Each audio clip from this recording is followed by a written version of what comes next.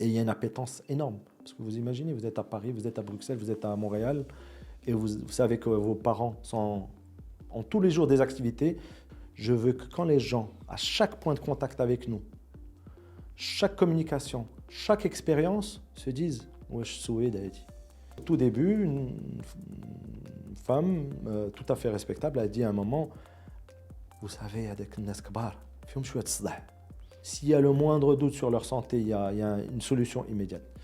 Je me suis tourné vers la formatrice et j'ai dit S'il vous plaît, il faut excuser cette personne.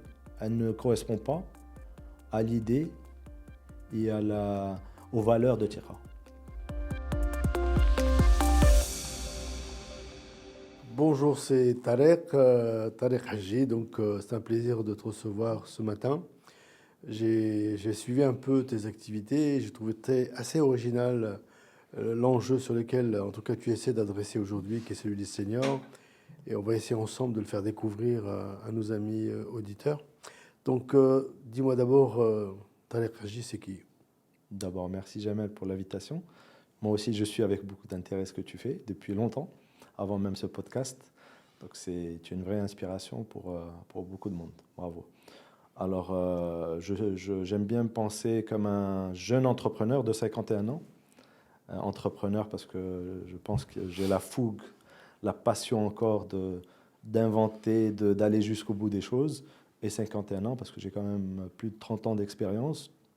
Un parcours qui n'est pas linéaire. J'ai passé 12 ans en Amérique du Nord, 6 ans aux États-Unis, 6 ans au Canada. D'abord, j'ai travaillé pour des multinationales, beaucoup de multinationales, marketing, commercial, directeur marketing, directeur commercial. Puis je suis rentré au Maroc. J'ai travaillé pour l'Office du tourisme marocain au moment où il y avait la Vision 2010, donc Ouais, avec un Adil Doueri, ouais. là aussi quelqu'un d'extraordinaire, avec une belle vision. J'ai travaillé aussi avec quelqu'un que j'admire énormément, qui est Ahmed Reda Chami, Ok. que j'ai trouvé, peut-être de mon avis, peut-être la personnalité la plus complète. Pourquoi? Simplement parce que c'est quelqu'un qui peut prendre beaucoup de hauteur, mais aussi aller dans le détail. Généralement, on fait l'un ou l'autre, mais là, c'est et avec des valeurs que j'estime impeccables. Donc, j'ai eu cette chance-là de rencontrer beaucoup de personnes exceptionnelles. Puis, j'ai travaillé aussi aux côtés d'un Monsef Belkhiat, qui aujourd'hui, pour moi, est en train d'écrire une histoire incroyable du business marocain, euh, avec des fonds d'investissement de premier plan qui lui font confiance et qui continuent de lui faire confiance. Et donc, il est en train de construire une histoire assez unique. Et pour moi, c'est exceptionnel d'être aux premières loges de cette belle expérience marocaine. J'ai aussi eu la chance de me lancer dans l'entrepreneuriat. Et ça, c'était pas évident. J'ai deux parents fonctionnaires. Et donc, oui, j'avais des idées comme tout le monde. J'en parlais dans les salons comme tout le monde. Et je prenais un plaisir malin à dire Ah, j'y avais pensé, mais je ne l'avais jamais fait. Et donc, on a lancé notamment avec ce grand monsieur qui m'a énormément appris ce que c'était l'entrepreneuriat, avec, je pense, une valeur essentielle qui est la persévérance, et que je n'avais peut-être pas au début de ma carrière. Et j'ai appris qu'avec la persévérance, d'ailleurs, c'est une valeur aussi qui est reprise dans notre religion, sabr, et je pense que c'est quelque chose d'essentiel quand vous voulez entreprendre. Et par contre, même si c'était pas très linéaire, il y a quand même un fil conducteur de tout ça, c'est que j'ai toujours cherché à avoir un impact et du sens.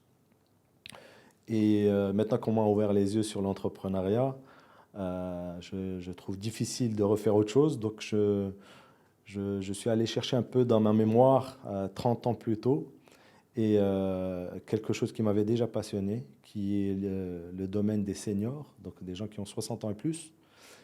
Et la jonction de ça, plus le fait d'avoir vécu des choses personnelles, notamment avec le Covid, les parents, ont fait que j'ai voulu me lancer dans une nouvelle expérience que je trouve extraordinaire et que je suis avec passion. Et beaucoup de gens m'ont rejoint, des gens de grande valeur, depuis 3 ans. Voilà. Magnifique. J'ai cru comprendre que tu avais aussi une expérience au niveau de la direction du commerce intérieur. C'était quelle phase dans ta vie, ça? Mais au fait, c'était des va-et-vient. C'était des va-et-vient. Et à un moment où Ahmed Reda Chami, justement, avait lancé Émergence, en tout cas mis sur les rails Émergence, et il voulait que la partie commerce se développe. Donc je l'ai rejoint. Et après, il y a eu le 20 février, donc ça a changé un peu la donne.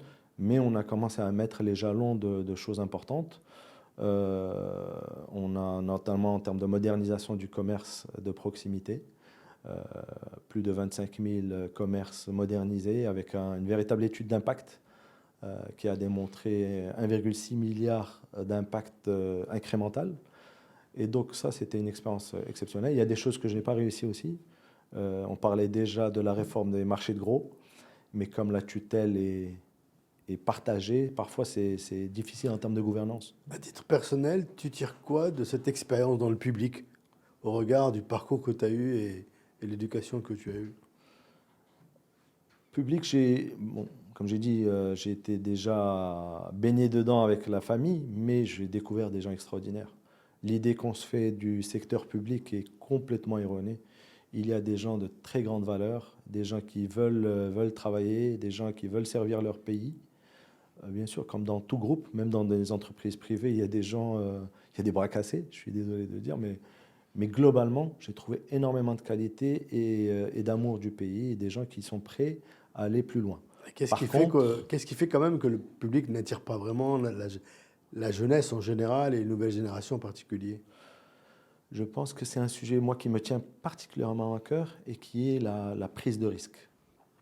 Euh, J'aime souvent dire que répéter l'une des définitions de la folie, qui est de répéter la même chose, faire la même chose et s'attendre à un résultat différent. Et je pense que dans notre pays, on a besoin d'instaurer une culture du risque. Et ça, c'est pas seulement sur le secteur public, également sur le secteur privé. On a des jeunes qui arrivent sur le marché du travail. Conséquence de cela, on a besoin d'un taux de croissance doublé ou triplé par rapport à la moyenne qu'on a actuellement. Et ça, on ne peut pas le faire de la même manière. Donc il faut prendre des risques. Et il faut prendre des risques à tous les niveaux. On pourrait dire des risques calculés, mais en tout cas, il faut prendre des risques. Dans le secteur public, le risque n'est pas encouragé. Donc, quand quelqu'un prend un risque, on peut dire qu'il y a des gens qui sont dans une optique peut-être pas éthique, il y en a toujours, mais il y a des gens qui veulent tenter des choses. Et ils vont être freinés parce qu'ils vont avoir peur que demain, l'argent public soit utilisé, qu'on leur dise que ça a été utilisé à mauvais escient. Mais l'État étant un driver au Maroc, c'est l'investissement public qui drive l'économie au Maroc encore, malheureusement. On espère que ça va évoluer. Ben, il faut prendre des risques. Donc il faut mettre en place les moyens et mettre en place, faire en sorte que ces gens-là se sentent à l'aise de prendre des risques parce qu'il y a des gens brillants. Mais est-ce qu'il n'y a pas un paradoxe dans le monde dans lequel on vit, qui est un monde où on est plutôt dans la culture de l'horizontalité sur le plan managérial et que l'administration est totalement verticale? Donc la prise de risque dans la verticalité, euh, c'est quand même quelque chose d'antinomique finalement, on peut dire, non? Moi, je pense qu'il y a, pour avoir vécu ça de l'intérieur, il y a de l'espace. Il y a des managers qui savent donner de l'espace. Il y a des jeunes qui ont envie. Il y a de l'expertise. Il y a énormément d'ingrédients. Maintenant, les gens ont des familles, ont des comptes à rendre. Donc, est-ce que je prends ce risque-là? Si je prends ce risque, demain, qu'est-ce qu'on va me reprocher si ça ne marche pas? Donc, comment faire en sorte que des gens dans le secteur public puissent prendre des risques? Ça peut être aussi des leaders on parle de grands patrons aussi qui peuvent ne pas prendre de risques. Moi, franchement, j'admire un Fawzi El-Qja qui prend des risques. Prend des risques et qui donne des résultats. Parfois on peut avoir des obstacles, mais globalement, c'est quelqu'un qui prend des risques. On devrait avoir plus de monde qui prennent des risques parce que c'est la seule manière d'avoir un retour sur investissement et dans le cas de figure, d'avoir des taux de croissance doublés, triplés à 6%, à 7%, qui va nous créer l'emploi pour les jeunes, qui est pour moi l'enjeu numéro un. Alors justement, belle transition. Plus largement, l'Afrique a un dividende démographique très très très avantageux. l'Europe est une société vieillissante, mais le Maroc aussi, on est en train d'assister à un basculement de l'évolution démographique et que ce chemin faisant, le Maroc aussi commence à vieillir, entre guillemets. Et là, tu t'es lancé dans une aventure qui est Senior Plus. Aujourd'hui, ce qui m'intéresse, c'est d'abord de voir un peu comment est venue la genèse de ce projet, parce que j'ai toujours le souvenir de cette fameuse citation de Feu Sa Majesté Hassan II, qui disait le jour où on installera des maisons de retraite dans notre pays, ça veut dire qu'on aura failli, grosso modo. Donc, ce n'est pas l'objet de ton projet, mais en tout cas, on est dans une logique aujourd'hui d'un Maroc qui commence à vieillir, où effectivement il faut apporter des réponses à ces populations-là. Quelle a été l'idée de ton projet et quelle est la finalité de ton projet? Ok. D'abord, je pense qu'il y a tout le temps une histoire personnelle. Pendant le Covid, j'ai vu plusieurs seniors de 60 ans et plus qui se retrouvaient seuls, encore plus que d'habitude. Les conditions au Maroc ont changé, on a évolué. Le HCP l'a bien démontré suite au recensement de 2024, mais je pense que les prémices étaient là bien avant. On a cellule familiale où il y a à peu près 4,2 personnes dans chaque foyer, donc on n'habite plus ensemble. Les gens sont stressés, les gens travaillent, le couple travaille, donc on n'a plus cette solidarité naturelle. Par contre, je pense que les valeurs sont toujours là, la volonté est toujours là, et une notion particulièrement nous tient tous à cœur, c'est Redat al-Walidin. Donc je me suis dit, comment peut-on faire vivre cette notion de Redat al-Walidin dans le temps actuel? Et donc ça, c'était un des drivers. L'autre driver, c'était des rapports de l'ANRT qui sortent chaque année et qui démontrent clairement que l'utilisation de la technologie est devenue une réalité pour nos seniors. Ce n'est pas demain, c'est aujourd'hui. Déjà en 2023, 71% avaient un smartphone. Plus de 50% étaient sur les réseaux sociaux. Donc, et quand vous voyez les rapports de l'ANRT, année après année, il y a 3 points, 4 points d'évolution. C'est énorme. Donc imaginez des gens qui ont 56 ans aujourd'hui et qui dans 4 ans vont devenir des seniors selon en tout cas cette définition-là. Ils ont vécu avec Internet, certains sont beaucoup plus à même d'utiliser la technologie que vous et moi. Donc c'est une réalité. Donc tout ça, la jonction de ces valeurs et le temps historique où on a, à la fois moi j'appellerais ça un tsunami démographique. Ces conditions qui sont aujourd'hui, qu'on ne peut pas ignorer, la société, l'évolution de la société. Donc vous faites la jonction de tout ça et vous dites, on a besoin d'un modèle. Et ce modèle-là ne peut pas être un modèle importé. Quand on voit ce qui se passe, j'ai organisé un symposium avec l'UM6P en 2024. Et on a ramené 2 experts français. Et on voyait clairement que le modèle ne fonctionnait pas. Donc, dans une vie antérieure, on en a parlé du commerce intérieur. J'avais aussi un expert qui était venu et qui disait « je ne comprends pas ». Je me dis « qu'est-ce que vous ne comprenez pas ?» Et vous êtes en train de faire les mêmes erreurs en termes d'urbanisme commercial que ce que nous avions fait il y a 30 ans. Je dis « donnez-moi un exemple ». Je dis « écoutez, regardez l'entrée d'Agadir. Vous avez des commerces avec des blocs, très peu de parking. Dans quelques années, ça ne sera plus une entrée. Ça sera peut-être un centre-ville ou très proche du centre-ville. Et vous allez vous retrouver avec une catastrophe urbanistique. Transposons ça maintenant sur tout ce qui concerne les seniors. Si on va suivre la même chose, on va se retrouver aussi avec des catastrophes et des modèles qui ne nous conviennent pas. Après, il y a un changement, je pense, essentiel. C'est un changement de paradigme. Quand vous avez 60 ans au Maroc, ça, ce sont des chiffres HCP. Vous avez en moyenne, mais vous avez en moyenne 24 ans à vivre. Un quart de siècle. Ça, c'est le HCP qui le dit. Les gens sont un peu confus parfois. Ils disent 24 ans, l'espérance de vie n'est pas de 84. Elle est plutôt 75, 76. Mais ça, c'est l'espérance de vie à la naissance. Mais l'espérance de vie à 60 ans, c'est 24 ans. Encore un quart de siècle. Donc, c'est quoi ce changement de paradigme? Ce changement de paradigme, il est simple. Est-ce qu'on va gérer une fin de vie ou est-ce que c'est une nouvelle étape de la vie? Et on a choisi chez Senior Plus de dire c'est une nouvelle étape de la vie. Et c'est ça le changement de paradigme. Ça a des impacts énormes.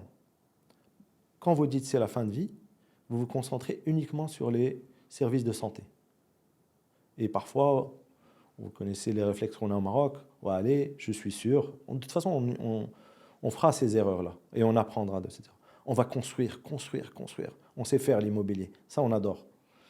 Parce que c'est simple, il y a une commande publique ou pas publique, on construit. Mais ce n'est pas ça la solution. La solution, c'est, avec ce changement de paradigme, il faut dire comment fait-on pour que nos seniors puissent vivre pleinement leur vie. Il s'avère qu'à 65 ans, ils vont avoir une maladie. Mais la maladie ne résume pas tout. On ne peut pas laisser des gens dans des placards sous perfusion. Donc il faut qu'ils vivent leur vie pleinement. Comment on va faire en sorte qu'ils vivent leur vie pleinement? Comment on préserve ce lien avec la famille? Comment on préserve Redat al-Walidin? Comment on offre des choses qui soient à la fois technologiques mais très humaines? Tout ça, c'est un modèle marocain. Et ce modèle marocain... Et c'est quoi cette solution, justement? Alors, on a sorti Tiqa, qui est la première offre de services complète, 100% marocaine, dédiée aux 60 ans et plus. Donc, c'est plus de 30 services sur lesquels on a travaillé plus de 3 ans pour que les gens puissent vivre pleinement leur vie.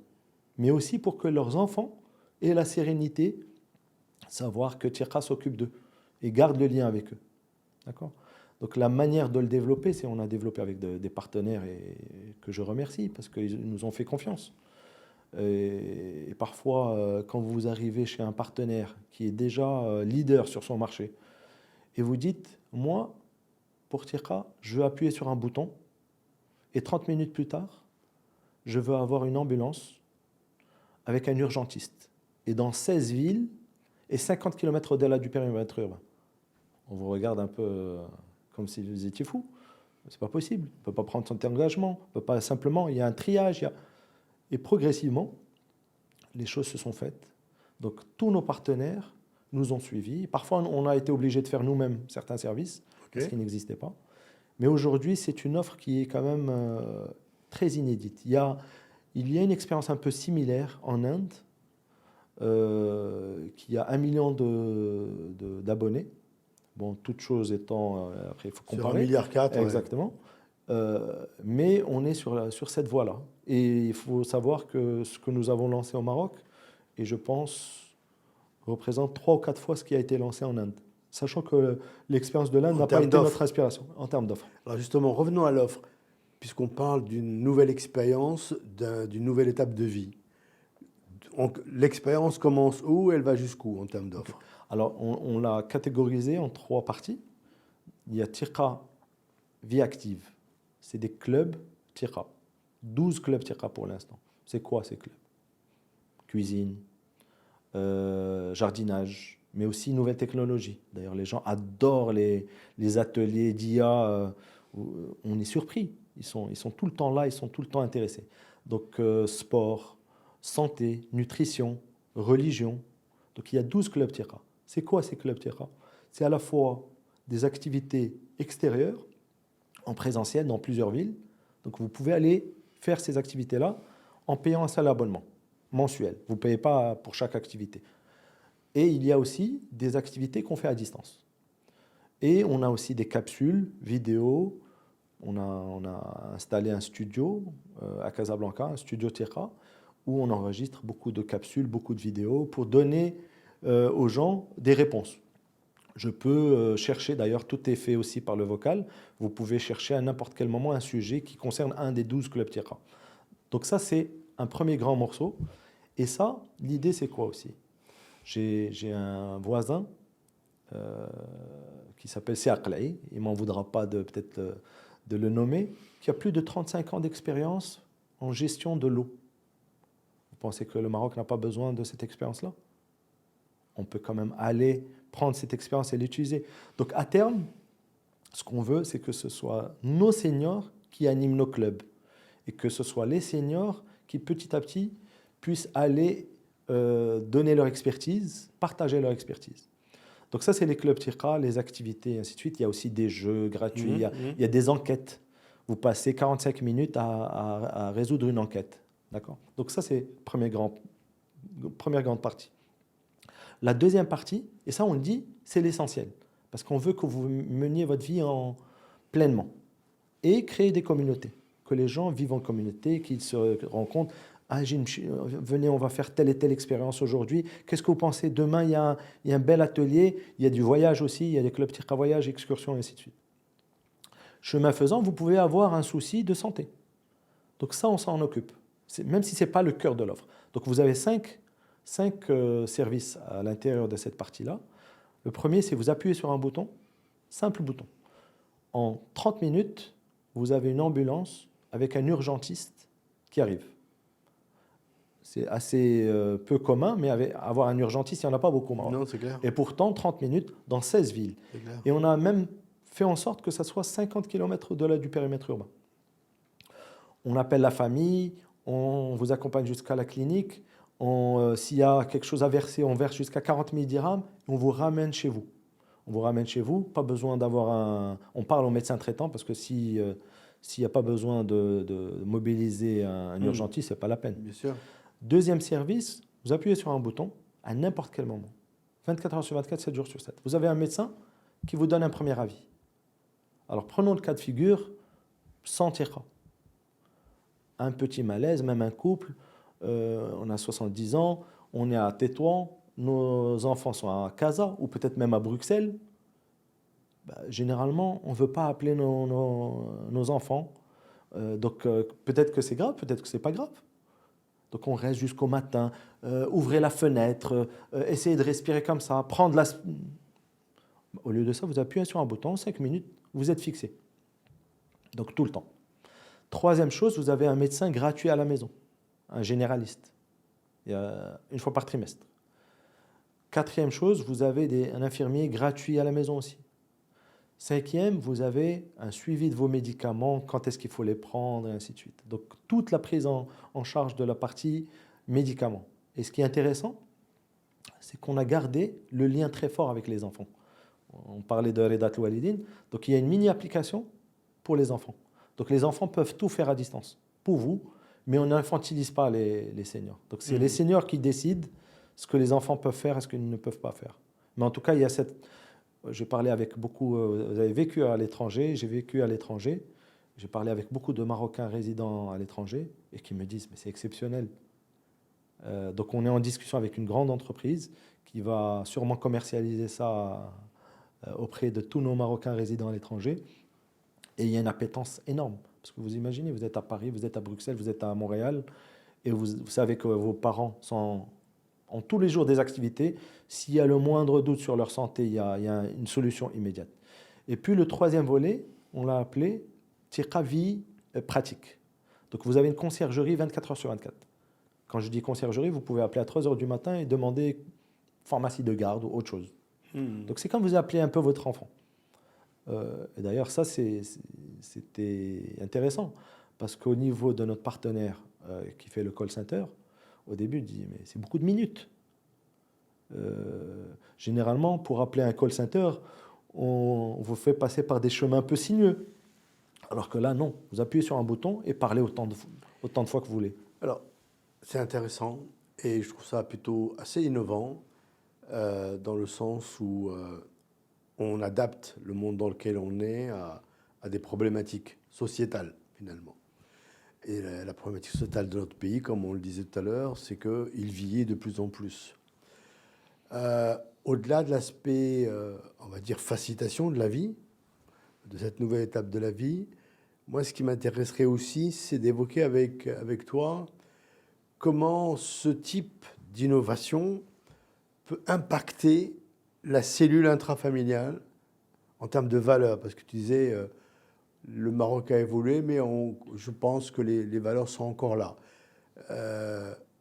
C'est une insertion qui nécessite d'être mesurée véritablement. Parce que globalement, je pense que la société marocaine a beaucoup évolué dans son individualisme et par conséquent dans dans ses valeurs, dans sa façon de voir la famille, la mère, le père, la grand-mère, le grand-père. Quelle est ta lecture de ça aujourd'hui, vu les travaux que tu as dû mener pour arriver à ce que tu fais? Oui. Moi, j'aime bien me rappeler ce qui s'est passé à Qatar pendant la Coupe du Monde. Le monde entier a découvert quelque chose de spécifique sur le Maroc. Et ce n'était pas la demi-finale. La demi-finale, tout le monde l'a célébrée, mais le rapport entre les joueurs et les mamans était quelque chose qui a touché beaucoup de monde à travers le monde. Et je pense qu'on a ces valeurs qui sont intrinsèques chez nous et qui sont encore aujourd'hui très vivantes. Ce qui est problématique, c'est comment les faire vivre.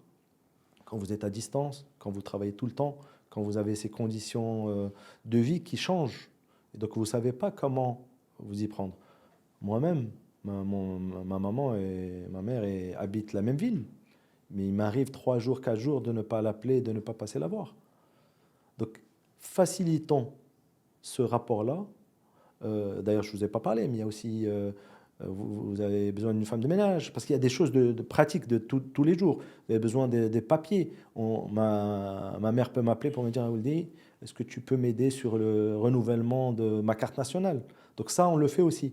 Mais on le fait de manière facilitée. Donc moi, je peux le faire pour ma mère, je peux le faire pour ma tante, à travers un outil qui est bienveillant, et qui aujourd'hui fait en sorte que je me sens acteur. Je suis vraiment acteur. J'entends la réponse innovante, encore une fois.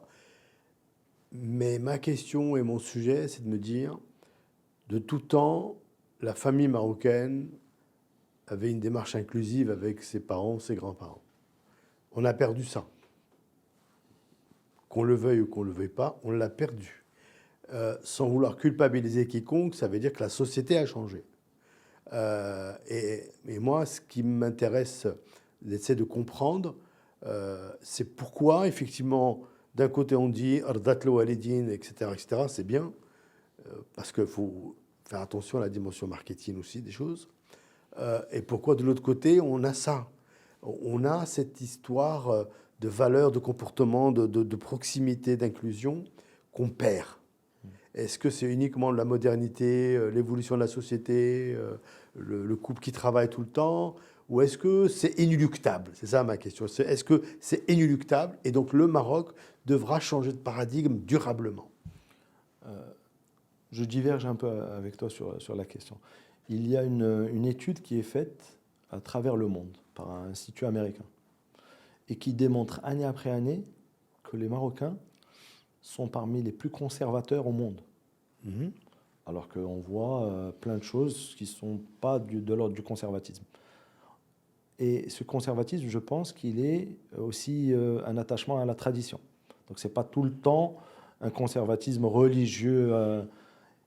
Et je pense que parmi les choses qui perdurent et qui sont ancrées dans notre ADN, c'est Redat Walidine. Honnêtement, moi je pense que cette relation, et notamment avec la maman, parler à n'importe qui, moi j'ai fait l'expérience. Quand je parle de Tirqa à un chef d'entreprise, un grand patron, ça le touche immédiatement. Pourquoi? Ils envoient des business, ils voient des concepts tout le temps. Parce qu'il y a ce lien qui est très fort et qui reste très fort. On a peut-être un peu de culpabilité parce qu'on n'arrive pas à maintenir ce qu'on veut maintenir avec nos parents. Ça c'est sûr, ça c'est la réalité. Mais l'envie, la place des parents, je pense qu'elle est toujours là. Et moi, en tout cas, je veux la préserver pour notre pays parce qu'il y a des choses qu'on doit préserver dans notre pays. Alors, la question, ce n'est pas la place des parents. Je suis d'accord avec toi sur le sujet. Je pense que c'est important. Et même dans les sociétés occidentales, même si l'approche est différente, parce qu'effectivement, la relation avec les parents, les enfants, dès qu'ils sont la majorité, ils doivent partir. Donc, on a encore ça qui reste. Ma question, ou plutôt, je voudrais qu'on élargisse un peu l'échange sur le fait que l'État a des fonctions régaliennes, en général, éducation, santé, sécurité, etc. Mais les politiques familiales, les politiques d'État ne doivent-elles pas aussi tenir compte de cette évolution sociologique? C'est ça mon propos. Parfait. Moi, je pense que c'est une question de priorité aujourd'hui. Moi, je ne suis pas décideur aujourd'hui, mais j'estime qu'il y a aujourd'hui une grosse priorité qui est d'investir dans la jeunesse. même si je milite pour les seniors, Bien sûr. mais je pense qu'en tant que pays, notre priorité numéro une, sans aucun équivoque, c'est d'investir dans la jeunesse. Et pour investir dans la jeunesse, d'abord, faire en sorte qu'ils soient formés de manière adéquate pour travailler. Et donc ça, c'est un gros investissement. On est aussi en train de faire des investissements en termes d'infrastructures énormes. On fait même des financements innovants, on fait tout ce qu'il faut pour y arriver. Je ne pense pas que la réponse à cet enjeu-là en particulier soit un enjeu financier, mais plutôt on doit être, à mon avis, innovant, apporter des solutions telles que, je ne dis pas que c'est la seule, mais apporter des solutions différentes, ne pas importer des choses toutes faites de l'étranger, parce qu'elles ont montré leurs limites, mais c'est des choses que je pense que la société civile, que le secteur privé peuvent porter. Il y a un ministère de la solidarité, par exemple, donc ils font des choses, mais je ne vois pas une capacité à chambouler complètement le champ à travers l'espace public, en tout cas les autorités publiques. Je sais aussi qu'il y a des institutions qui sont en train de réfléchir très sérieusement à des solutions. Et mon espoir, c'est que ces solutions ne soient pas basées sur, je le disais un peu plus tôt, sur l'immobilier, parce que ça, c'est la solution simple, en tout cas qu'on croit simple, mais c'est le soft. Au Maroc, le hardware, on est en train de le réussir. C'est le software qu'on doit réussir. Et donc ce software, sur ce cas précis-là, il doit, je pense, aller dans la technologie, mais une technologie humaine. Une technologie humaine. Je donne un exemple. Aujourd'hui, de mémoire, on doit avoir 9 infirmières pour 10 000 habitants. L'OMS parle de 60 comme étant le seuil minimum. Oui, l'État peut aller investir sur la formation. Elle est en train de le faire. On peut accélérer. Mais je pense qu'utiliser la technologie pour optimiser l'utilisation de ces ressources-là est aussi important que le fait d'en avoir. Donc aujourd'hui, sur le cas de figure dont je peux moi parler, on peut garder les gens chez eux. Quand ils ont besoin d'une infirmière, au besoin, elle est là. Donc c'est plutôt optimisé. Plutôt que d'avoir un centre où on met des infirmières et peut-être qu'ils ne voient même pas les bonnes personnes et on est obligé de faire un roulement, d'avoir 15 le matin, 15 le soir et ainsi de suite. Donc peut-être que je n'ai pas répondu exactement à ta question, mais je pense franchement que ce n'est pas une question qui doit être portée, en tout cas à 100%, par les autorités publiques. Parce qu'on a tendance dans notre pays à penser que c'est toujours le cas. Je pense qu'on a aujourd'hui les moyens, c'est un peu à l'instar de ce qui s'est passé en Chine sur un autre sujet. Donc le téléphone, le mobile, s'est développé beaucoup plus rapidement en Chine qu'ailleurs. Le taux de pénétration est monté beaucoup plus vite parce qu'il n'y avait pas le fixe. Donc il n'y avait pas cette infrastructure-là qui avait déjà nécessité de très gros investissements. Donc je pense qu'on peut aller sur un modèle, sur des modèles peut-être marocains. Quand je dis marocain, c'est toujours cet aspect humain, ses valeurs et ainsi de suite, mais qui sont très technologiques, qui permettent de garder les gens chez eux, bien entendu avec des communautés, le fait de l'isolation est aussi un fléau à travers le monde pour les seniors. Donc que les gens se retrouvent chez eux. Quand ils ont besoin d'une ressource, on les utilise de manière intelligente grâce à la technologie. Alors justement, quand on regarde l'approche de Tekra, on peut dire on peut la splitter en deux ou trois parties. Il y a une partie, on va dire, de la vie du quotidien. Il y a une dimension santé qui est importante. Et comme tu le sais, il y a un certain nombre d'activités qui se sont développées en Europe, comme le service à la personne, qui commence à aussi être réglementé. Est-ce que dans l'approche que tu as aujourd'hui, est-ce que ces aspects de réglementation impactent ta prestation ou pas? Et jusqu'où tu es prêt à aller dans le niveau de service à la personne, puisque tu disais, on peut s'occuper des médicaments, etc., etc., parce que c'est quand même touchy, qu'il y a ces deux choses Très différentes. bonne question. Voilà. Donc, de mémoire là encore, je vais citer un chiffre, j'espère que c'est le bon. 11% des seniors ont une vraie dépendance. Donc, on a tendance à réfléchir aux seniors à travers le prisme de ces 11%. Nous, on a réfléchi sur le reste. Sur les 11%, aujourd'hui, il y a des services au Maroc qui sont en train de se développer. Et j'en connais quelques-uns qui, franchement, sont en train de faire du bon boulot. Et c'est le genre de service où vous avez besoin d'une infirmière à temps plein à la maison, vous avez besoin d'un... Donc ça, c'est en train de se développer. Est-ce que Tirqa le fera? Sûrement à un moment. Mais nous, comme vous avez dit, on s'est d'abord focalisé sur le vivre pleinement.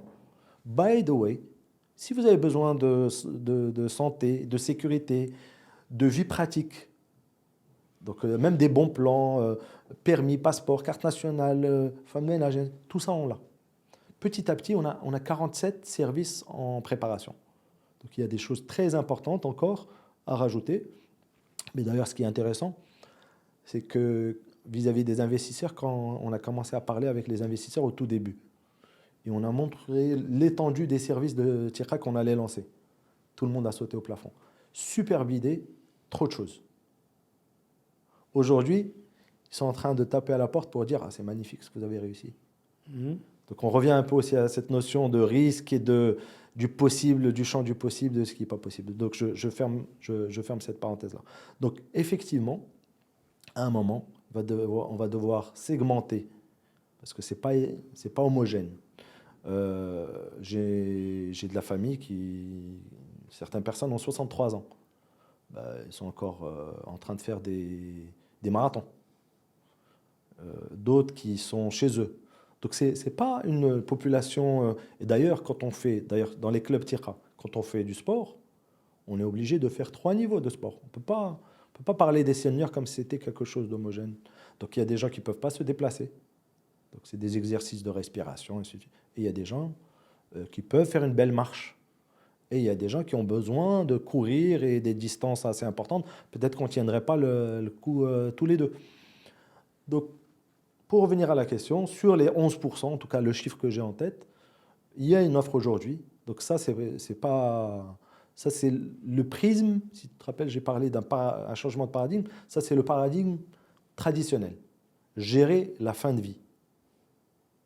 D'ailleurs, il y a une start-up qui est valorisée à plusieurs milliards sous forme d'abonnement et qui ne gère que l'enterrement,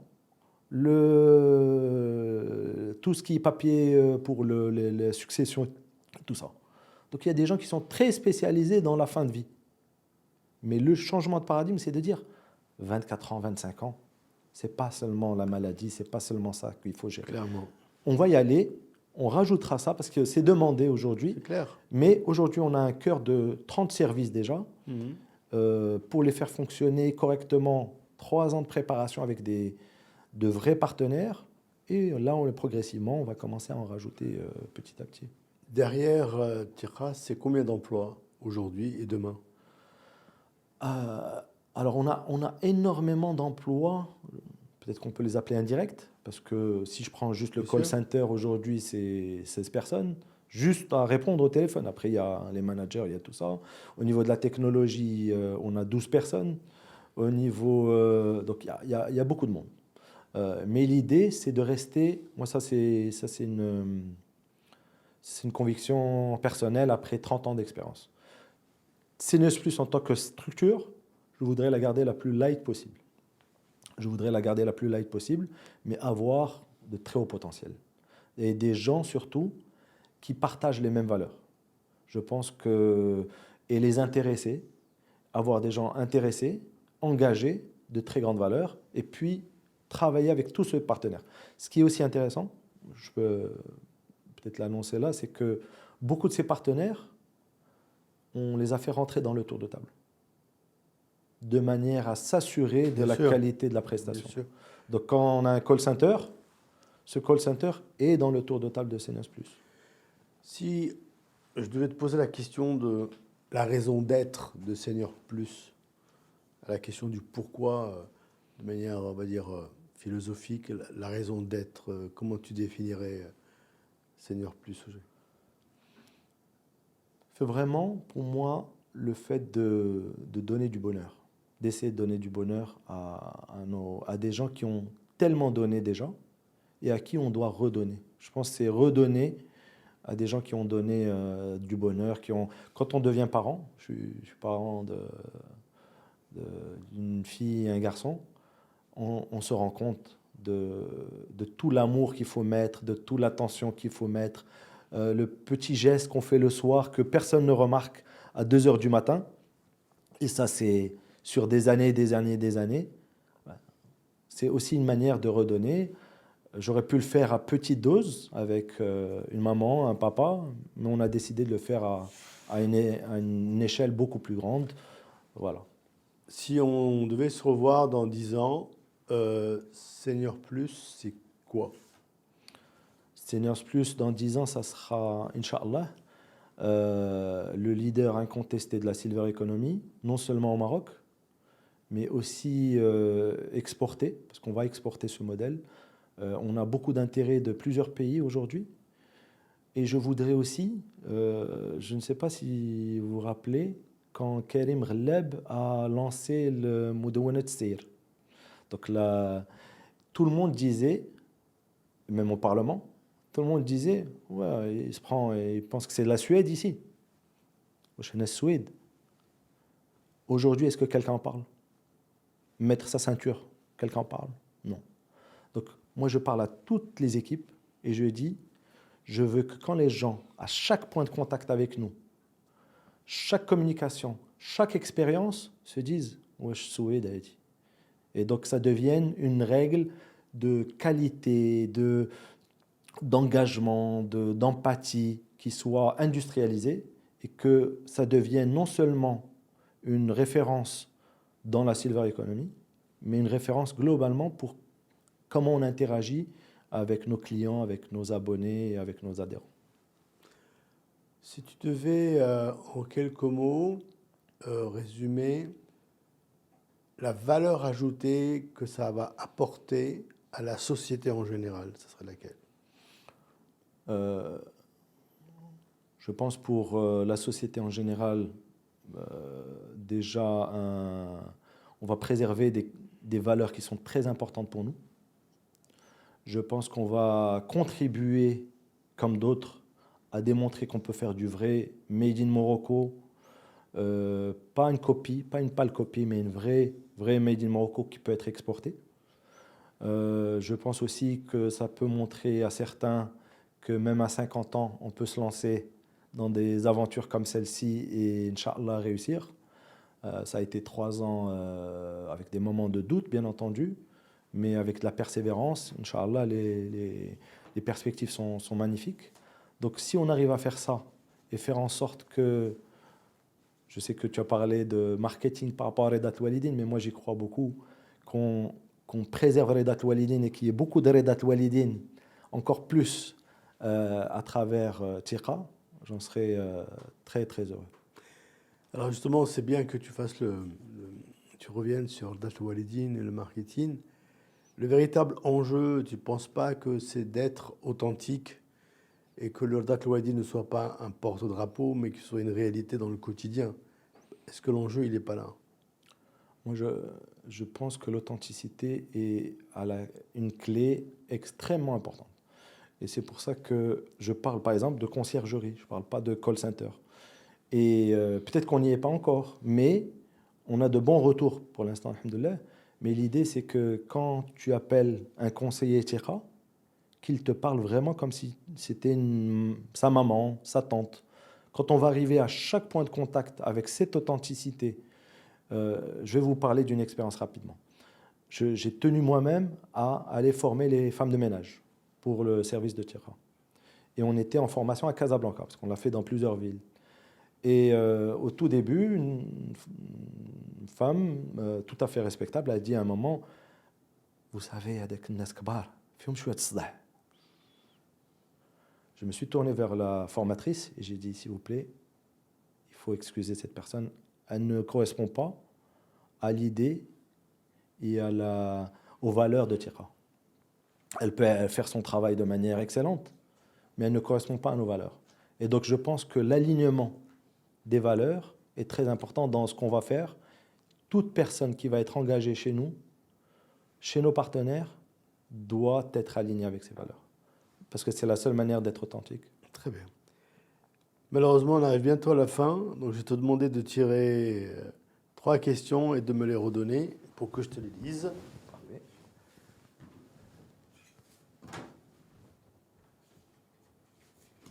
Voilà. Thanks. Qu'est-ce que tu n'as jamais dit en public mais que tu portes depuis longtemps en silence?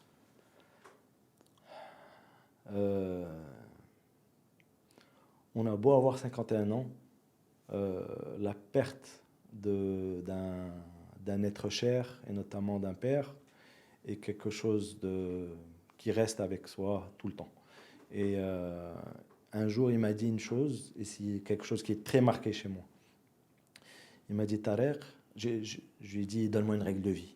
Il me dit, mon fils, chacun a son chemin. Je lui dis, je veux une règle de vie, tu as passé beaucoup de temps sur beaucoup de sujets, je pense que tu as beaucoup de sagesse. Il m'a dit, peut-être, dans la vie, j'ai toujours cherché à trouver des compromis sans jamais tomber dans la compromission. Et ça, c'est une règle de vie qui dicte tout ce que je fais. Voilà. Excellent.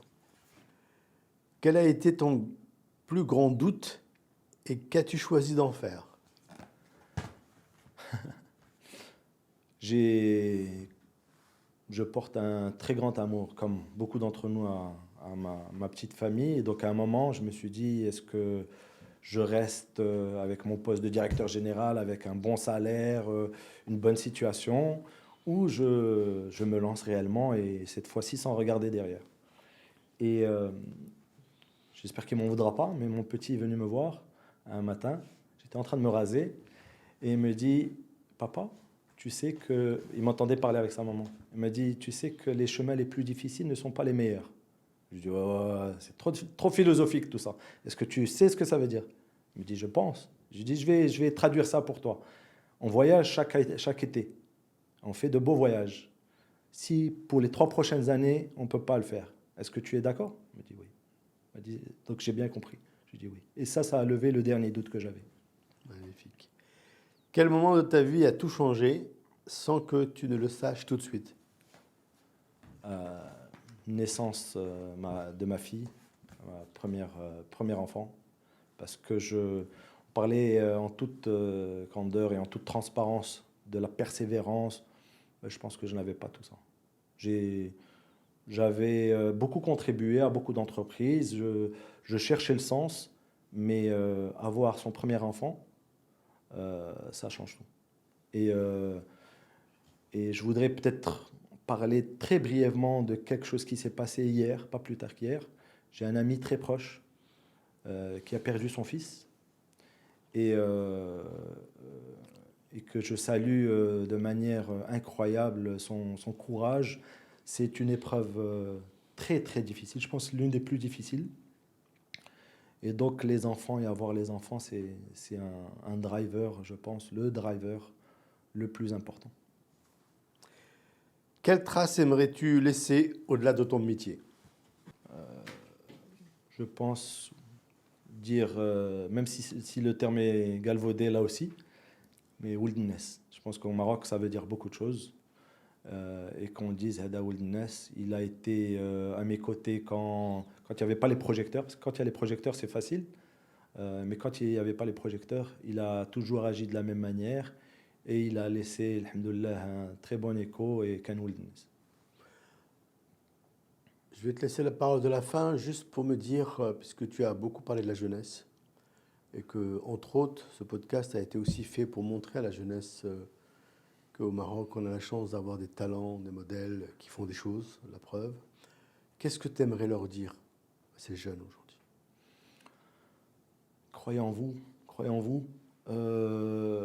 N'écoutez pas je ne sais pas comment on dit, les vendeurs de sable, parce qu'il y en a beaucoup. Moi, je vais peut-être pas me faire des amis, mais il y a, en tout cas dans tout ce qui est start-up et tout ça, beaucoup d'incubateurs de ceci, de cela, des gens qui veulent accompagner surtout. Il y a de gros moyens qui sont mis et finalement, ces jeunes-là n'en profitent pas directement. Donc moi, je leur dis, faites confiance à vous-même. Premier allié doit être votre entourage le plus proche. mais vous pouvez faire des choses extraordinaires. Regardez, quand on a fait Tira, on l'a fait avec des jeunes Marocains. Quand les gens viennent de l'étranger et ils voient ne serait-ce que la partie applicative de Tira, ils disent vous avez fait ça à tant de millions. On dit non, non, non. Vous avez fait ça à l'étranger? Non, non, non. C'est des jeunes Marocains exceptionnels. Et après, sachez que c'est pas facile. Parce qu'autant des réseaux sociaux, on peut penser que tout est simple et qu'il suffit de claquer des doigts ou en 2-3 minutes. C'est très compliqué de construire quelque chose. Donc il faut avoir cette hargne, cette envie de créer des choses et créer des choses peut-être qui vont avoir un impact et qui vont leur permettre aussi, en fonction de leurs conditions sociales, de monter en termes de conditions sociales et de se faire une vie, comme on dit, un peu au soleil. Et c'est tout le mal que j'espère à toute notre jeunesse marocaine qui est fantastique, qui est extraordinaire. Merci beaucoup, Tarek, pour cette conversation pleine d'inspiration. Plein succès pour ton projet, Merci beaucoup. Tira. Je pense qu'il vient au bon moment, en tout cas au momentum, où cette démographie est en train d'évoluer, ou la courbe de l'autre côté, bien évidemment. Mais je pense qu'au-delà de la prestation elle-même, il y a une vraie question philosophique qui nous est posée à tous. C'est qu'est-ce qu'on fait comme société ensemble avec nos anciens et comment on crée les conditions non seulement de leur mieux vivre les étapes qui restent à vivre, mais également aussi de les aider dans leur fin de vie le plus intelligemment possible. Merci encore et bonne continuation. Ça a été un plaisir, merci. Merci.